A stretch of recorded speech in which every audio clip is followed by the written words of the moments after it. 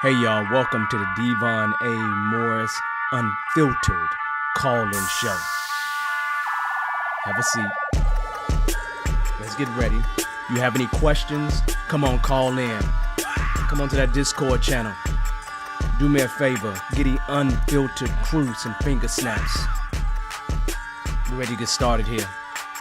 Mondays, 8 p.m. Every single Monday, we're here. I'm excited about it. Are you?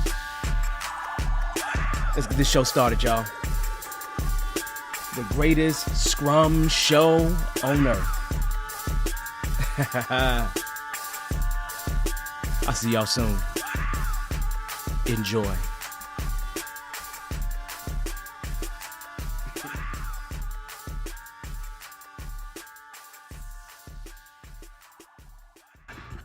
Hello, everyone. Welcome to another Unfiltered show where we talk about Scrum, Agile, entrepreneurship, all this wonderful and great stuff that we typically talk about here. So my name is Devon Morris. I am going to be your guide on this show. This is where we answer your questions ultimately. Today's topic is about kind of what's wrong with your story points, really, just what's wrong with them, right? I got a few reasons of what's wrong with them. We've talked about before, the goodness about story points, but let's talk about what's wrong with them, because I keep running into people that believe it's the end all be all and we need to deal with it. If you notice, hey, I'm definitely not home. I'm traveling. I'm sitting in the hotel right now. I'm in good old Indianapolis, right? Hanging out, doing some stuff here, some agile kind of stuff here. So just always, I always find a way to get to you, right? So if you're here, say hi. Say hi in the chat. You know how we do. I want to give out shout outs, so make sure you give a shout out, and then we can have a little conversation. Let's talk about let's talk about what's going on, and then let's talk about the format of the show after that. Man, ain't nothing really going on, man. I'm just busy doing stuff. That's what I'm doing. That's what I do. I'm busy doing stuff. For those that don't know, the Bankable event, I'll give the link for that later. But the Bankable event, I announced it probably a week and a half ago. And it's a go, right? So we're going to make sure that happens. August 17th, 18th, and 19th is going to be the go for that show. It's going to be go for that event. And I'll talk to you guys about it a little bit later, kind of some of the things that's going to be happening in that. But we'll hit that later. Outside of that, man, I'm just busy beyond belief. So hopefully you are too. Hopefully you're out here doing great things and you're just making life happen, right? You're just making all kinds of life happen. And if you are, then to me, you're doing exactly what you're supposed to be doing. You should be doing what you dream of doing every day, all day, anyway. That's the way we kind of rock here. So, that's a good thing. Let's see. As I think about what's going on, the first thing I will say to you is what I should say all the time, but I don't, right? Which is always a problem. If this is your first time here, if you haven't done it already, make sure you like and subscribe. You know how we do in terms of the show. The way we kind of operate is we'll spend the first 15 minutes or so, so probably from 5 minutes after until maybe about 20 minutes after or so, we'll talk about the topic at hand. Then after that, we'll open up the floor, see if you got any questions, and then go from there. Once we are done with that topic, I'll give you that announcement about the Bankable event, and then see what you all want to talk about tonight, right? Just really see what you want to talk about tonight. So hopefully, based on at least what I'm seeing, it looked like my internet stuff is quite right from the levels and all this kind of stuff. So you can hear me. I would assume. I feel good about it. I'm gonna go ahead and throw a horn out there. I think it's just what I should do sometimes.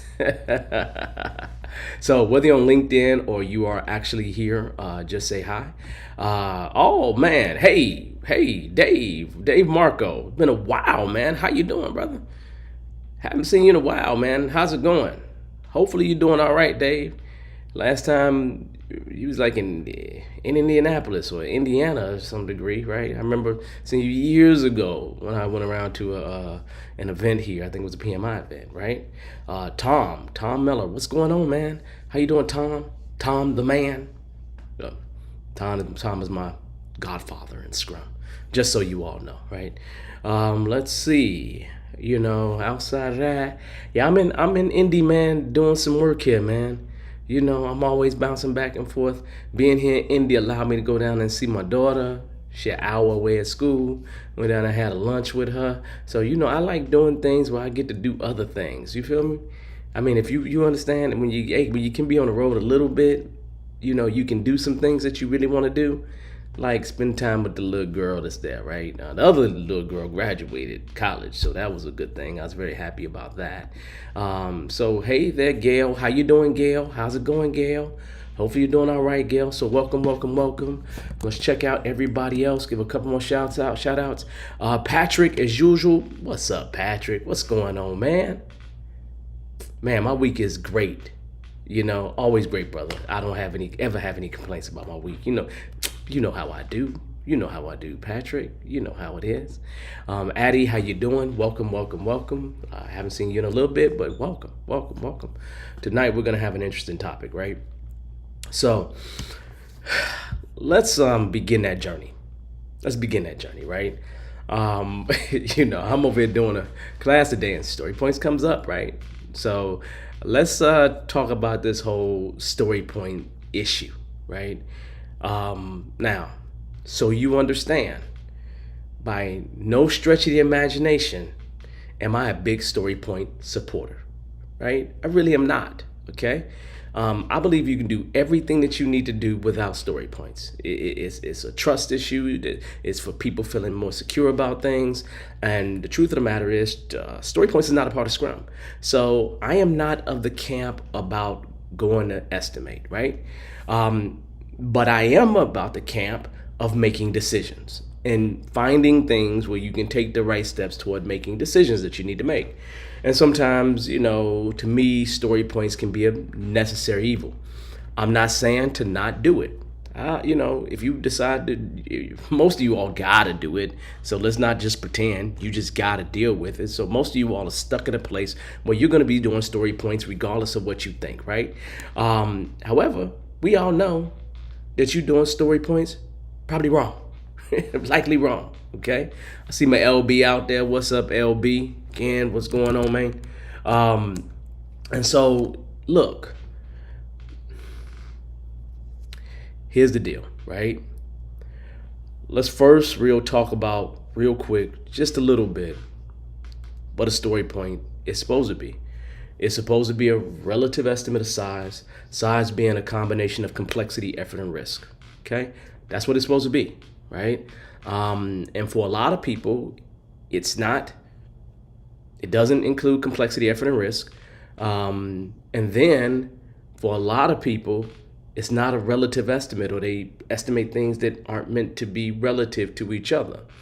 Probably the biggest problem that most people have is that they take their story points and they make them equal to hours.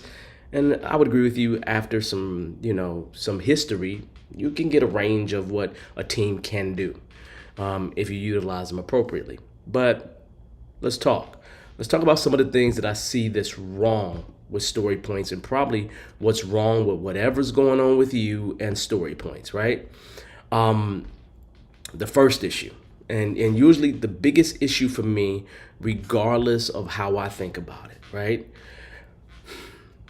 There's a learning curve associated with story points. Whether it's new team members, a brand new team, whatever it's going to be. When you don't have an idea about your past performance, it can be hard to do story points. Yeah, there's ways to start it. There's ways to try to get it right from the very beginning. But what usually happens because of that learning curve is that people will begin story points by making them equal to hours. Okay? And so if you're going to make story points equal to hours, you might as well just do your estimates in hours, right? Because it's not providing you any benefit, right? The relative estimate is supposed to help you. And, I would rather for you to deliver than estimate, right? All estimation is non-value add but necessary. But when you think about that learning curve is truly impactful to the team. It truly is a big problem for the team. And I'm telling you right now, I'm working with a couple clients right now. And you know what? What is the biggest argument that I'm having? Story points. Like, I got people in the camp of, hey, we just want to keep story points because we just want to keep them, to the point, hey, well, let's just completely get rid of them, to the point of all kinds of stuff in between, like people in 3 or 4 different camps. And it is just is what it is, right? But I continually run into that problem, okay? So that's really the first thing, that learning curve, right? That learning curve is usually a huge issue, right? Number 2, right? There is no universal standard when it comes to story points. There is not one, right? And I'm telling you, there are certain scaling frameworks, right? That says that story points can be normalized, right? I don't know if the latest version of them say that, but I know at some point, certain frameworks were saying story points can be normalized across teams so you can actually do comparisons of whatever it is, right? But there is no universal standard for story points, and there could never be a universal standard for story points. You understand? There could never be one. So anybody who thinks that you can have a universal standard for story points is irrelevant, right? It just makes no sense. Now, here's the deal. I'm not going to say no names or no scaling frameworks, but have you heard of a scaling framework that promotes story points being normalized, right? If you have, just throw the name of the framework in the chat for me. I don't want to say no names, but throw it in the chat for me, right? If you've heard of some scaling framework saying, hey, we should go ahead and normalize story points. You can't. There's no universal standard. And since there's no universal standard, you can't compare story points across teams, right? So if you're going to use the metric, it's a bad idea to try to compare them across teams. Trust me, I've tried it. I've literally tried it. I've been saddled with that task inside of an organization. And back when I cared about getting fired, I would do things like that to try to satisfy the powers that be, but it was a good experiment for me, right? And so I learned that it just don't work. Like, you can make that standard in the beginning, but when you get to the time of things being delivered, everything's out of whack. So it just doesn't work, period, right? So understand and recognize that, but do me a favor, if you know of a framework that kind of says we should be saying story points can be normalized, just kind of throw it in the chat for me, right? We don't want to throw anybody under the bus. It just is what it is, right? It happens, right? It just happens, okay? So let's go on with number 3, right? Because number 3, let's see. The other thing I would say is story points, normally there is a misinterpretation. It's misinterpreted as being equivalent to a particular set, an actual time units, hours in particular, right? It's meant to be relative, complexity, effort, and risk, right? But there's certain time elements that's always equivalent to story points, right? And a lot of times I see it when people start, right? They will say 1 story point is equal to 1 day, or 1 story point is equal to 4 hours, or whatever that standard is, right? But once they start doing that, you're starting to misrepresent your story points as time. It's just purely time, right? And once you do that, you're kind of messing up once again, right? Because story points aren't equal to hours, days, weeks, months, years, right? It's not equal to that, right? So you want to, be careful about, trying to do it in that way, because you're just gonna kind of mess everything up, right? Probably the fourth thing I'll mention, right, is subjectivity, variability, right? Story points really rely on relative estimation. what a team really gives a value. So this particular team gives a value, right? Associated with complexity, effort, and risk, right? But that's going to be different, can be different in the team to some degree. And I see people thinking about story points like they are associated with the individual. Well, what you should be estimating if you're utilizing story points is a high level estimate. You probably should be estimating the requirement, right? But people are saying things like, we should have, like, we got 50 story points, we got 10 members of the team, so each person should be doing 5 points each. Subjectivity and variability makes that impossible, right? You got different ways that people interpret how they're going to get the work done. You're going to have inconsistency in terms of the estimate itself, how it affects whatever plan they're going to make is going to impact your predictability. It's just going to cause a lot of inconsistency because of the subjectivity. So you really can't do it. I mean, you can. And if you don't care about what your results are, then you don't care what your results are. It's all good, right? It's no problem, right? It's no problem whatsoever. And that's a normal thing that I see. I definitely see that, more often than what I want to, right? Final thing I'll say, and then I'll try to remember it to sum it up, right? The last thing that I would say that story points probably, where you're probably wrong at, right, is that it's really difficult to kind of communicate story points external to the team, right? External to the agilists that exist in the building, right? People outside that don't know what the heck story points are. If your organization has decided to utilize this metric, this thing, this way of estimating as a way it's going to estimate overall, then that's a different thing, right? But for most people, the stakeholders that exist outside of your developers, your scrum masters, your agile coaches, your program managers or project managers that have some association with scrum teams, your mid-level managers, the supervisors that directly work with the actual scrum team members or agilists in general, they're classically the only ones that know about story points.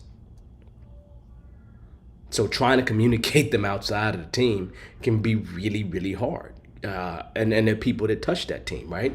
And so it's a really hard thing to deal with. I like to talk in terms of return on investment, things that are a little bit more measurable that you can actually measure whether you got that thing or not, right? You saved X amount of time or you done this thing, right? Those things you can measure much better, but people tend to speak that kind of language of return on investment like revenue or time saved outside of the actual scrum team, right? And the scrum team doesn't necessarily speak that language, but I would expect the product owner to understand that language, but a lot of people don't. A lot of people don't, right? So you want to be really, really careful in terms of that because that external communication can absolutely be an absolute killer for you, right? And people haven't been trained on what a story point is. Then they want to also try to figure out what they can do with the story point. If they can use the story points to do a ton of planning with, and that can be really difficult when you have different teams who have an 8 story point, but those 8 story points mean completely different things, right? But it's just not designed for that, right? I don't think it was ever designed for that. So let me go ahead and repeat this, right? And here, look, let me ask y'all a question, right?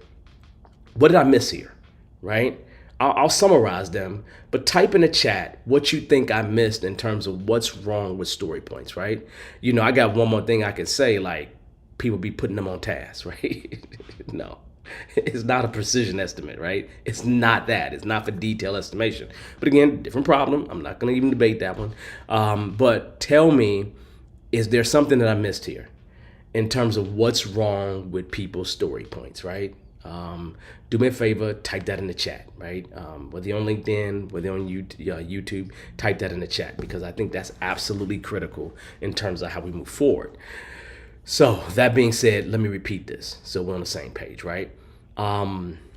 First and foremost, The learning curve is the first killer for the vast majority of the team, right? The second thing is there is no universal standard. There just isn't, right? And people want there to be a universal standard, right? It can misrepresent time. That's that third thing, right? That fourth thing is subjectivity and variability, right? And then the fifth thing is going to be the actual external communication for people outside the team, right? And it just part of what it is, right?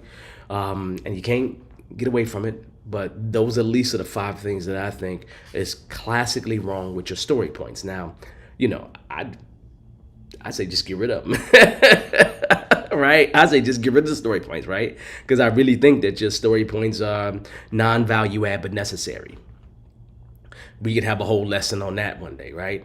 But I think all estimation, no matter what it is non-value add but necessary.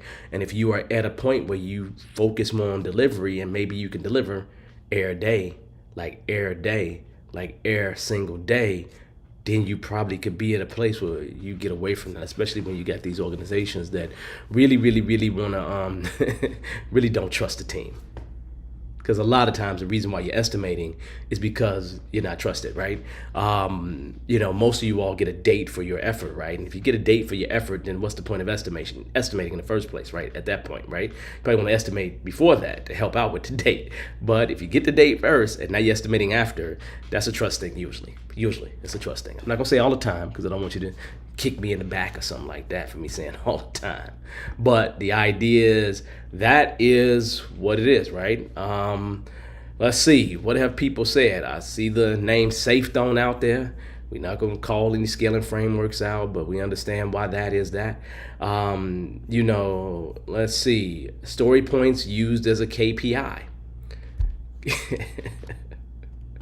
Okay. Oh, man. So a story point used as a KPI, it's probably a problem. Because again, there's no universal standard. So how can you measure people off the variability that is going to happen with story points? So literally, as a KPI, it makes no sense. It makes no sense, right? So Gail, I'd be a little concerned about that if I'm you, like for real. Like, have I seen an organization utilize story points as a KPI? I have not. Like, I would just be like, this is stupid. Like, I'm real good at telling people inside of companies, this is stupid. Like, this makes no sense. Like, the path that you about to take is going to end up disastrous. You ain't got to take my word for it. Just holler at me when you hit the disaster. I'll come in and we can do a whole Agile rehab. But story points as a KPI? Come on, man. As a KPI? Nah, man. Nah. You don't want to do that. Like, for real. You don't want to do that. Whoever's doing that, it's a whole I hope there's no scaling framework that is recommending that. That would be bad. So anyway, that's crazy. So look, don't do that. I'm telling you, don't do that. It makes no sense at all, right? You should actually measure measurable things. We get bias here. Bias is definitely something that happens amongst teams. It just, story points is just one of those just topics where it's just an interesting thing. But I will go back and say to you, like I said in the very beginning of this video, I am not a supporter of any form of estimation. I'm just not, right? I've done it. I do great with metrics. Trust me. I'm a metrics aficionado. I want to say a metrics god, but I'm not that great, right? But I love dealing with metrics and using numbers for things. I got this whole Six Sigma black belt, tie some things in with that. So I love metrics. Don't get it twisted. I really, really do. I just don't like metrics that's gonna vary on me. Like vary on me, not because the metric is varying on me, vary on me because of inconsistencies, right? That right there, you try to weed out the inconsistencies, but this is a really hard thing to do when you lack a universal standard. You have subjectivity and variability, so that's really hard to do in that situation, right? And P. Bell says bias, meaning towards personal agendas, and people do have personal agendas when it comes to things like story points, right? So here's the deal, caveat: I don't know what you do in your life. I don't know what you do in your work life. I'm not going to tell you not to do story points. If you got to do it, you got to do it. You might want to keep your job. Don't go in there and be talking about, hey, Devon said, don't do story points and get yourself fired. Now, if you're going to get yourself fired, make sure you got 6 months of pay saved up. Just make sure you do. If you don't, you ain't going to have no fun, man. I'm telling you right now, you ain't going to have no fun, right? So that being said, that right there is that. So here's the deal. Let me go ahead and give you all an announcement like I did before, because sometime soon, I made a promise to you all that we would go ahead and have an event. One of the things that I've been successful at doing is creating a 7-figure company, right? I've been around this Agile thing for a long time. I've been able to turn my passion that I have for Agile ultimately into profits, right? And people always want to do things, right? And so one of the things I promised that I would do is have an event. I'm going to drop the link to the event in the chat. It's called the Bankable Breakthrough. It's called the Bankable Breakthrough. And it's going to be 3 full days of talking about how to turn your passion and into chargeable into really ignite your passion, turn it into profits is what it's going to be all about, right? And if that's something that you're interested in, that's the 3 days you want to come to. Now, I think the tickets is going to be $97 for 3 days and $197 for the VIP. But if you want to join and come to that event, I just dropped the link in the chat for you, so then you can join it. We're going to have a good time. We're going to start at 10 a.m., probably end at 5 or 6 p.m. each day. Maybe not Sunday, but each day we're going to do that. It's going to be full of things, full of advice, and you should be able to walk away from that event being able to move forward with your passion, right? You should be able to do that outside of this event. So if you're not ready to do that, then don't come to the event, literally. Don't waste a seat. I'm pretty much at the place where I'm only thinking 100 seats in here, and that's it. That number may need to go up, but if that number goes up, I'm gonna have to get more support. But right now, I'm capping it at 100. That's it, right? So there's a limited number of seats, and I have not started advertising it yet. So just know, I'm offering it to you guys first, and I'm offering it to people within Bearded Eagle first, right? And we've had many seats have been sold already. So the idea is August 17th, 18th, 19th. Bankable Breakthrough 2023 is going down, and it's just going to be amazing. I'm gonna have a good time. So you wanna join me? Come join me, right? And we'll have a whole lot of fun. So people actually been waiting for that. So there's the link to that. So then you all have that, and we're good to go. Now, next thing I want to make sure that we take care of. We always open the floor for questions that you will have. It's going to be a virtual event. It's going to be online. It's not going to be an event that's going to be at a particular location. If I had to have a location and had to have you all come to a city, it would be way more expensive than $97. It would be, right? And so this is $97 or $197 if you want the VIP. But for me to keep the price low, and I'm gonna make sure you get some swag or something like that too. For me to keep the price low, it has to be virtual, right? You're gonna get great information. If you ever been involved with, it's gonna be like me at a live, right? Me right now, you know what my energy is like if you've been around, right? So just know that event is coming. So come join us. A lot of people have been asking for it, okay? So it is a virtual event though, because we're not going to no particular location. But we will meet online, and we will start at 10 o'clock. We'll start at 10 o'clock, 10 a.m. each day, Central Time. Okay. Let's see.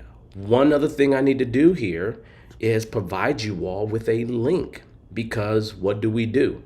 At this point in time, we open the show up, right, to answer people's questions, to answer your questions. And so I haven't given a link out in a while. So let me go ahead and get a link out right now. If you want to come join the show because you have a question, you're welcome to do that. I'm dropping a link in the chat. Okay.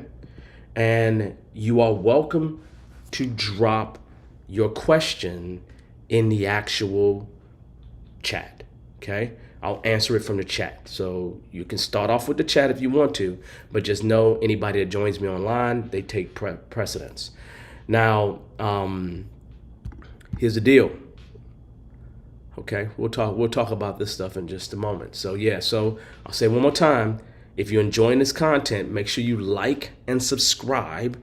That obviously help us with everything. I don't really press all the subscriptions because it just naturally will grow how it grows. But the idea is make sure you like and subscribe. That's going to help us with everything else, right? Plus, it's free to do, right? Let's see. Let's start talking. I see Addie here talks about, I find story points useful for planning as a reference of what was done before and try to have some predictability on when work could be finished. Hey, if that's what you utilize story points for and you get some value out of it, Addie, I'm not going to tell you not to do it, right? Just in me looking at story points and me getting close to story points, I find them to be more treacherous than beneficial, right? Now, to tell bigger stories about how we're doing, yeah, I'm good with that. But the everyday management of the team, I'm over here talking to somebody today about how they're using Jira to torture the team. I'm like, come on, man. And then their story points is what's going into a sprint burn chart. Like, story points and a sprint burn chart, that's what you can do it, right? You can do it, right? But they're torturing the team because of that, right? Which fundamentally means your burn chart, even if people doing things great, is always going to go boom and have big drops, boom and have big drops, boom and have big drops. And they torturing the team because of those drops, because they want to see a more consistent burn, and they're never going to get it, right? They're literally never going to get it, right? And so it's like, this makes no sense at all, like no sense whatsoever. But again, I'm just a lowly trainer. I just been a guy that's been doing this since 2005. I ain't really been around 100,000 organizations yet in my life. So it's just, my advice may not be good enough for them. But I'm just trying to, I'm trying to show you the pit. I'm really trying to show you the pit. And so you don't fall into the pit. That's really all I'm really trying to do. I'm trying to show you the pit so you don't fall into it, right? But you got people who want to fall into the flipping pit. I'm good with that. Fall your butt in the pit. It don't matter to me. It's not my problem once you fall in the pit, because I'm likely not going to be around to put a dang on rope in there to help you out. So fall in the pit as much as you want to. It is not my job to keep you from jumping off the cliff. It's just not. I can't make you do. You're an adult. You're a grown person, man. It is not my job to make grown people do things, right? And my kids are pretty much almost grown now. So I'm kind of done with trying to make people do things, right? I really am. Live your life. Try to be happy every day. If you're going to work every day, that's a third of your life, man. Enjoy yourself. Enjoy yourself in some kind of way. You feel me? So, yeah. So, so just nothing but goodness, right? So just be real careful, right? And again, I don't try to bash story points at all. I just find that it'd be more treacherous things happens with story points versus, the truly beneficial things. I see that happen with more teams than the teams who get the type of benefit that you would expect from them, right? And then there's other kind of problems that exist, right? But that's okay. We're good to go. So enjoy the story point situation. I love it. You like it? I love it. Let's see. Gail, I can't show what you're saying here, but I'm going to I'm gonna type it and make sure everybody else can see it so they can see your question. I'm gonna go Gail B. For some strange reason, this YouTube thing doesn't show up as expected sometimes, so we'll get there. Um, and I'm going to go to someone in just a minute. But let me just say this, and then we can say this real quick. So, Gail, what are alternatives to story points when organizations insist? What else can we use? I'm going to say this, and again, this is from Gail. How about you focus on delivery? Focus on delivering consistently. Focus on delivering more than one time in a sprint. Focus on getting things done, right? Focus on return on investment. Focus on those kind of things, right? Because you have to remember that your people, everybody's going to work based on the metric that is there in front of them. So work on delivering stuff. That's what you can do, right? Literally, that's what you can do. So just be careful about that. And I know they're going to be complain about that, right? Because what they're trying to do is get you to deliver, okay? But your focus should be on delivery. In the definition of Scrum, it says generate value. Like literally, the literal definition of Scrum, you look at the Scrum Guide 2020, right? It says generate value right in the middle of the definition, right? So Scrum is about generation of value, right? And so what about you generate value every single sprint? One of the things that Scrum has in it has 3 core elements, right? One of the core elements is to deliver working product every single sprint. You understand what I'm saying, right? So why don't you focus on delivery, right? Delivery is the key here, right? All the other stuff is irrelevant. I mean, literally, if it's not helping you deliver, it's probably taking away from your ability to deliver. So you can shut people up by delivering. That's what you can do. You're doing the simple core element of delivering working product every single sprint. If you focus on delivering working product every single sprint, right, that you can get feedback as far down the life cycle as you can, you probably would end up with people saying, please don't do them story points. That don't help us. So anyway, I'm not trying to be facetious here or crazy, but if you got to use story points and it's not working for you, I would just say go back to hourly estimates because it's not going to help you either. But at least everybody understands that, and you can have some level of consistency, even though you can't compare it across teams either. But it's just like, what else can you do? So it is what it is.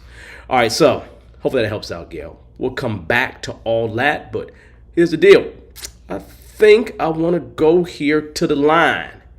And let's go here to the line and let's bring someone on so we can have a little conversation today. I didn't test this out, y'all, so let me go ahead and try this. Let me bring my guest in. Let's see the guest one. Now Yusuf. How you doing? You back here? You back here? You way back here, man? How you doing, man? I'm fine, thank you. How are you? I'm over here sipping on my water is what I'm doing. This is my cognac for the evening. Is my water, right? Spice of life right there. So what's going on with you, man? I'm fine, thank you, man. I mean, everything you've been saying does make sense. But in terms of the story points, we've been having incremental value, but more of spillovers. Yeah. So with delivering, I'm trying as much as possible to have less spillovers and coach the team on how to story points or do not even story points anymore. So I do not. I'm kind of like in the middle of it. I'm confused. Okay. Because once we start a sprint, I try to encourage my teammates. Okay, if we do have a Fibonacci of 3 or 5, what would it take? What's the level of effort would it take for you to be able to accomplish this user story? So we've been kind of like sizing them in days. Yeah, you are. And breaking those user stories into tasks and hours. But we're still making mistakes. I'm not saying we're perfect. I don't think we're going to get perfect, but I'm just trying to build like an agile environment where we do not have less spillovers. So what do you think I can do about that? Well, let me ask you a question. Yeah. If you did not have to spend that time doing all the additional estimation, do you think that would give you more time to be able to deliver? Say that again, please. So, think about the time you spend estimating. Think about the time you spend in these additional activities so you get estimates right. If you was to take some of that time and give it back to the team, Do you think that would help you with spillovers?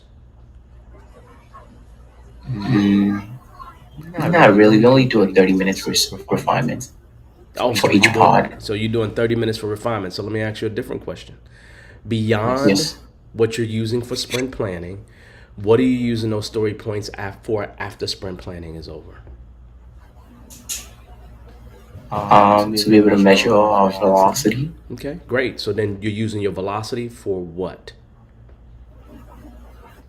Just to help you with planning or anything else beyond that? During the sprint, at the end of the sprint, what's been accomplished. Okay, so now are you using it to help forecast? Yes, health forecast. Okay, And forecast. we have not, we actually have not built a steady velocity. That's what I'm trying to make us try to have a steady velocity. What's your team's velocity now? Right now, I'll say we have, we'll say 15 points average, but it's just been up and down, like up and down in terms of capacity wise and everything. Okay, so let's get some definitions clear, right? Right. Capacity and velocity are not the same thing. Can you tell me what you mean by capacity?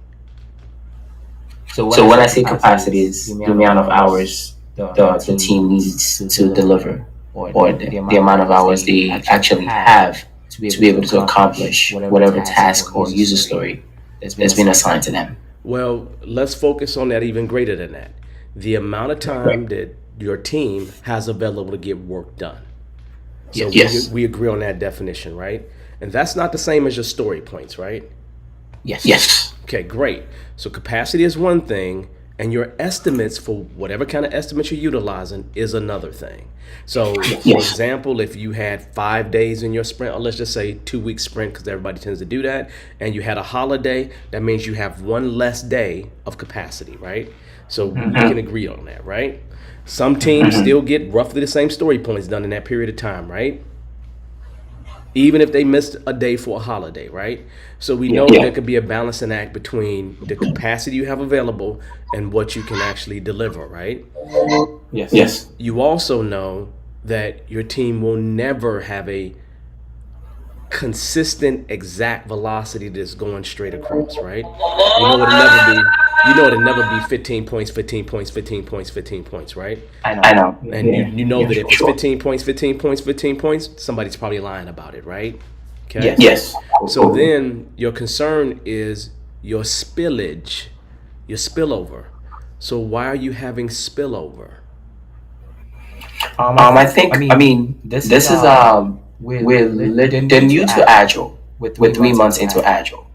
I don't know if maybe I'm just being just thinking, okay, we can do better, but as of just being reiterating to the team how we can better split user stories, break down user stories more. Okay. Because sometimes we do have these user stories that it's in the analysis phase, it's in the implementation phase. They just have those user stories as one, and I'm trying to like let them know we need to split this user stories into two. Let me ask a question. Because it sounds like you doing a lot of work and you making a lot of decisions about what the team should be doing. Should you be making all these decisions about what the team should be doing, or should the team be making these decisions?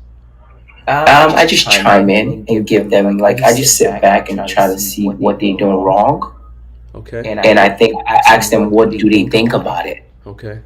And It's not like what do they think about it? How do they think they should improve? they actually buy into what I'm saying, Okay. and I want to hear them because sometimes I don't want to be the only one that's talking, Okay. and try to engage the product owners, my solution strategists, to be able to my Ds, like my data engineers and stuff like that, the people that actually get the work done, see what works. Yeah, no, it sounds like your problem is common, right? It sounds like your problem is what a lot of people run into, the same exact problem. But are you really a neutral facilitator when it comes to your team?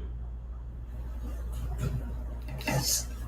I try to as much as possible. Right? And so what I'm hearing from you in terms of some of the things that you're saying, right? How much all the suggestions that you have to make when you talked about splitting, slicing, refinement, right? Doing estimation inside of there. It sounds like your refinement needs to be done because y'all need to break the stories down versus the product owner breaking the stories down, right? And if y'all are breaking the stories down versus the product owner, we already running into a problem, right? When I think about your stories, should it be your developers breaking down stories into smaller stories? Probably not, right? Because they don't, right? Go ahead. And so now you say to yourself, when I think about your requirements, are your requirements really user stories or are they really task? The user stories, because I think that's a very good question.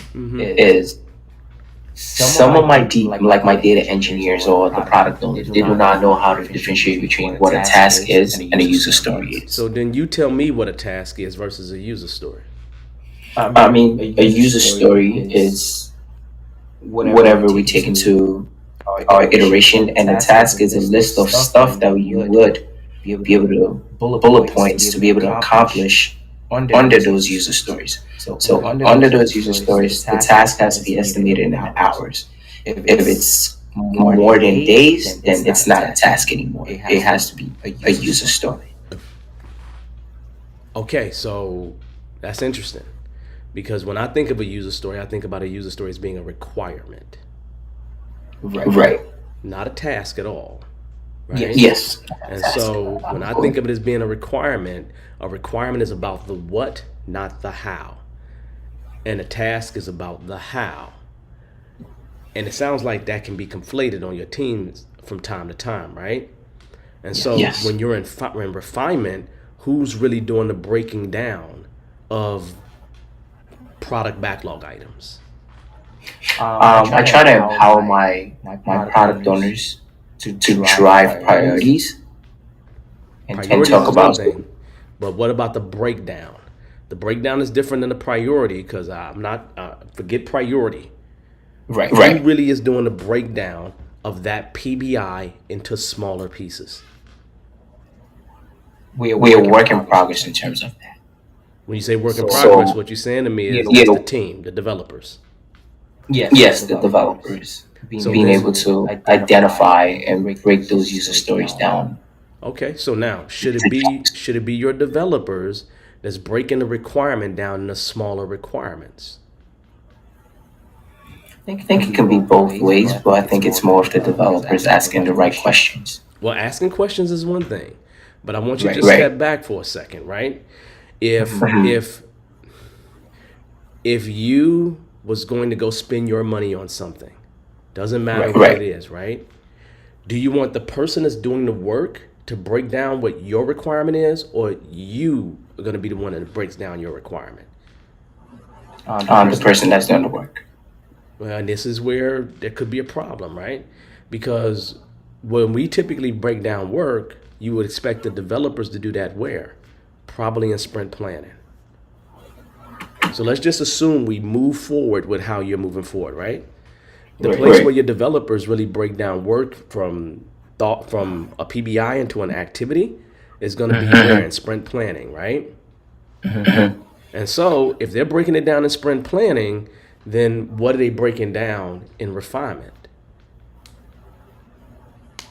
I mean, when we usually have our refinements, we do talk about what the priorities are besides our user stories. Talk about the dependencies, risk. No problem. So let's just put all that to the side, right? Because to me, that's Right. all in the how you're gonna get the work done, right? And Yes. what Yes. what is refinement really all about? It's product backlog refinement, right? Yes. It sounds like to me you guys are planning what you're going to do for the future instead of really breaking the story down into smaller pieces, right? So when I think about a user story, and I'm making a clear distinction here between them, I think about a user story as being a requirement from the perspective of the user. And we Okay. take that requirement and we break it down into something that's smaller. So I'm assuming epic to user story, right? So we got this one epic. That epic breaks down into multiple user stories, and you keep breaking it down until you have something that is small enough to be completed in a single sprint. Because if you go with the build the Bill Wake invest criteria for a good user story. One of them is small enough. One of them is valuable to the user. So invest still, when you break that thing down, before you pull in the sprint, that thing should still be valuable to the user. And so now the question that I have, some of your spillage could be in terms of how you're doing the work. But I'm going to say something real different to you, right? Okay. I think that it shouldn't be a killer for you to have spillage happen, especially if your team is taking risk.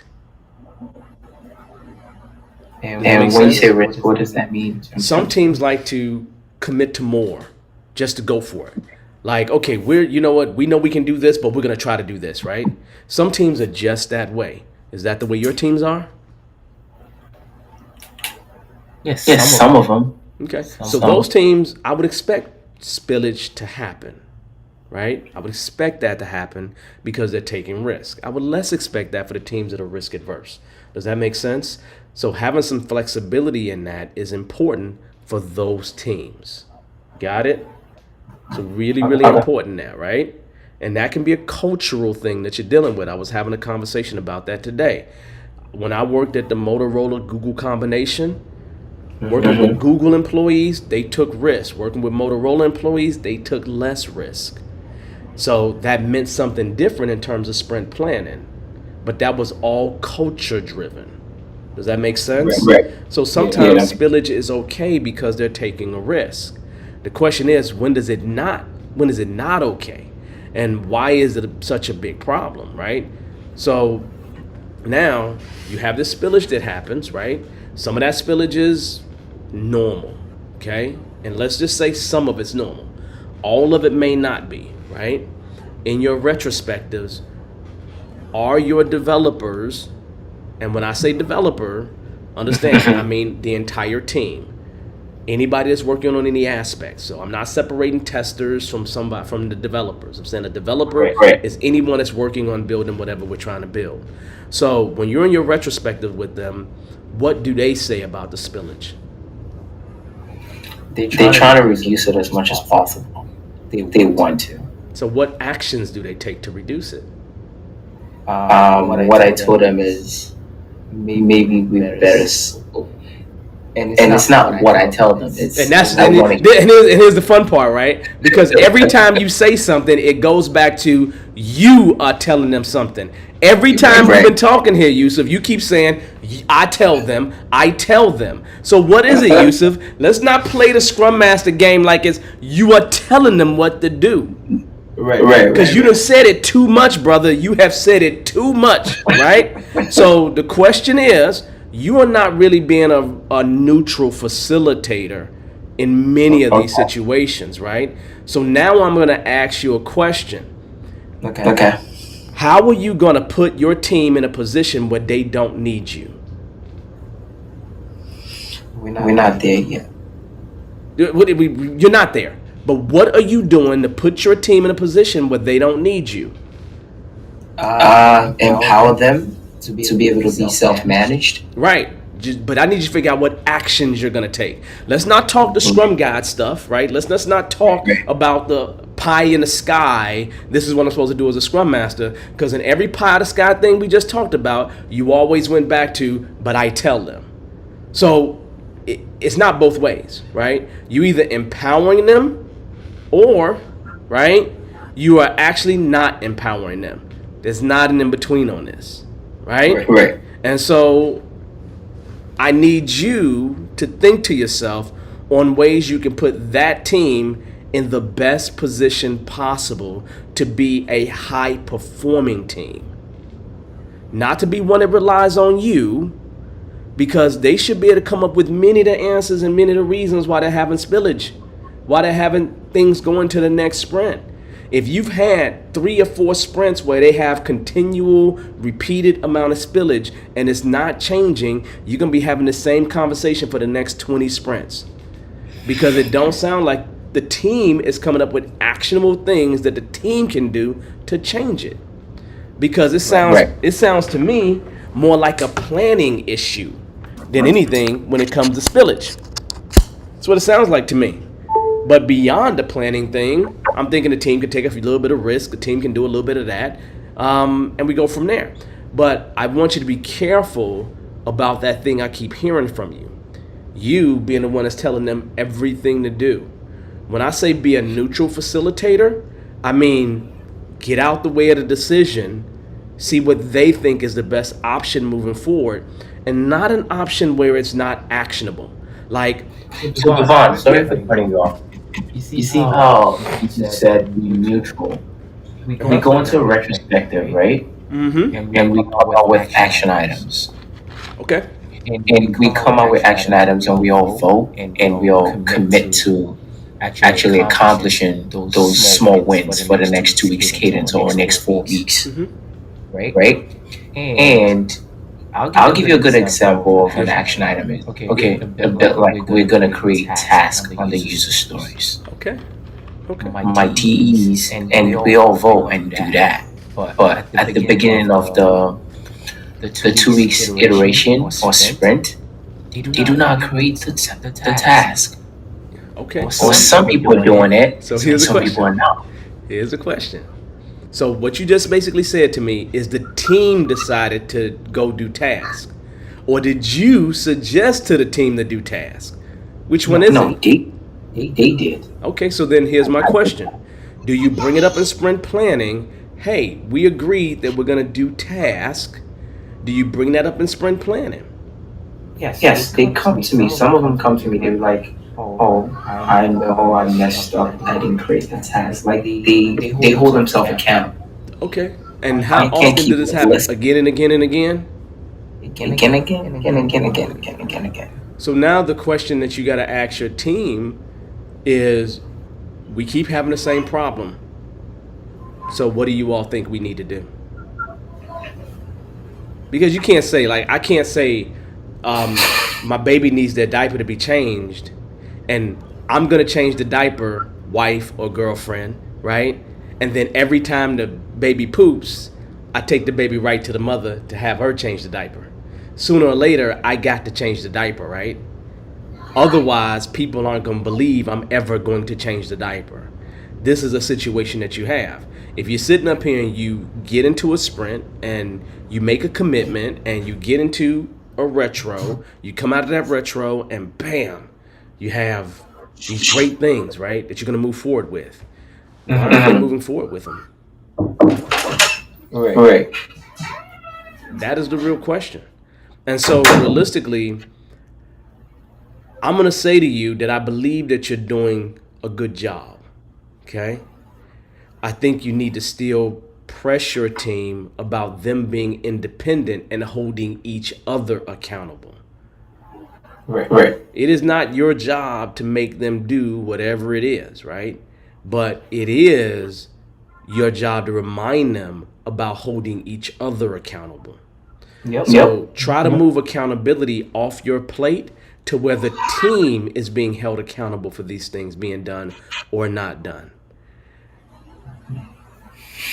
Does that make sense? It does make sense. Because it's almost like they're doing it to make you happy. They're doing it so, and then it looks good. You want to get beyond it looks good for everybody else, and is this something beneficial for the team? Because literally, they don't need tasks to do their job. They don't. So then why are they doing tasks to do their job if they don't need them? Because they say they're going to do them and they don't do them, so they don't need them. So then the real question for that team is, why are you all saying you're going to do tasks and you never do? You don't need them. So let's just not make actionable action items that's not valuable to you, because that don't sound like something that's valuable to them, if that makes sense. So why is your team coming up with things that just pacify the powers that be? Or why commit to it when you know it's not valuable? Well, I would say it to you differently. Why don't you do this? Instead of committing to something in the sprint retro, move your commitment to sprint planning. Say that again? Instead of making the commitment to retrospective items in the retro, move the commitment to those retrospective items to sprint planning. Okay. So here's why I say that. Let's just say you go ahead and they come up with 20 items. You vote and you got a top 5 items, right? But you got 7 of them that got voted on, right? Take all 7 of them to sprint planning and say, here's the list of items based on the work that you're pulling in, and based on these items here, which of these items do you want to pull in? That way it's active, it's right there in front of their face. They know they need to do it. It doesn't become something that was just a part of the retrospective that we had a while ago, right? And so realistically, if you do that, that's right front of mind for them. Does that make sense? So just pull that into the retro and let them make the decision there. Also, if you pull it to the sprint planning, I should say, if you do that, you have an additional benefit. They can compare this commitment to their capacity and determine how much they really can commit to, so they don't have so much spillage, right?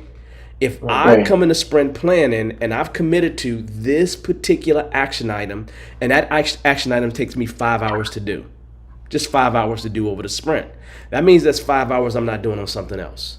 Does that make sense?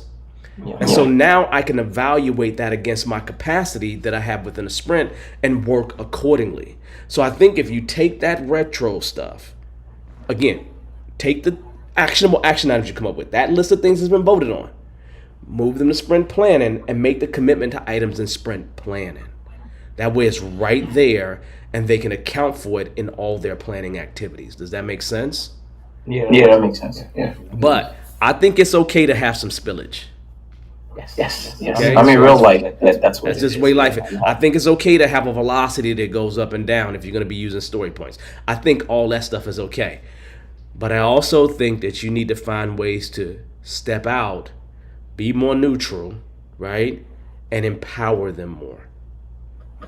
Mm-hmm. And again, that's just a learning process that we have to go through as Scrum Masters in terms of us getting better. And the best way that I can put it to you is it's kind of like my children. I have to find ways to allow my children to grow up. They're my babies. They're my babies, right? And so for a lot of us, our Scrum team becomes our children to some degree. And so the question becomes, you have to think about your Scrum team moving from being teenagers to adulthood, and you giving them more freedoms and more opportunities to maybe make a mistake so they can learn from it. You don't want to, if you see a pitfall happening, man, you don't let them walk into the pitfall, right? But the idea is you let them make some so they can actually learn and get better. So I'm going to ask you to be a parent that gives your children a little bit more freedom. I'm trying. Yeah, you need to go beyond trying, because here's the deal. Your value Right. will be in you helping other people beyond your team. So let's just say you get this team to the place where they're much better, right? Now you will have more freedom to be able to maybe do organizational stuff, or maybe work more with the product owner to make things better. Now you can start taking things outside of the team so you can make this team better, multiple teams better, organization better. So it's kind of like you want to get to the place where you're almost like an empty nest parent. It's very easy. I mean, it's not very easy said and done, but It's true. I mean, I'm not one of the luckiest ones to have one or two teams. I support 5 pods. Well, that's a problem. Yes, I support 5 pods, like of like 9 to 8 of multiple product owners, not one product owner. So, but I think it's we're over time. We can continue this? No. I want to finish this. We're gonna be done in a second, right? But that's more reason for you to help them grow up faster. Right? Because I'm assuming that you just can't give it them because that's the job that you have, right? And you don't want to go fight management about that. So this is more reason for you to help them grow up faster. The faster you help them grow up, the more time you have to dedicate to the teams that need more help. So it behooves you to help them grow up. If you had 10 kids, you're probably going to raise the first 3 or 4 to be able to help you with your other kids. Right. You need to get yourself time. So do whatever you can to empower your team more, understanding that spillage is okay, but let them make some of the decisions about how they need to move forward. I think if you do that, you're going to make life a tad bit easier for yourself. Does that make sense? All right. Yeah. So I'm not bringing up saying we're trying to reduce spillage. Spillage is okay, but we can reduce it. Yeah, and you actually should be working on sprint goals. Like if you think about it, you should have a sprint goal, and your main objective should be meeting the sprint goal. And sometimes if you have a sprint goal, you can actually have spillage and still meet your sprint goal. And so realistically, focus on the sprint goal, and then by focusing on the sprint goal, I think you'll put yourself in a better position. So a part of an action item that I have, because I created an Agile maturity index to be able to assess the team from 4 dimensions: an Agile mindset, Scrum ceremonies, whatever tools we use in, and measurements.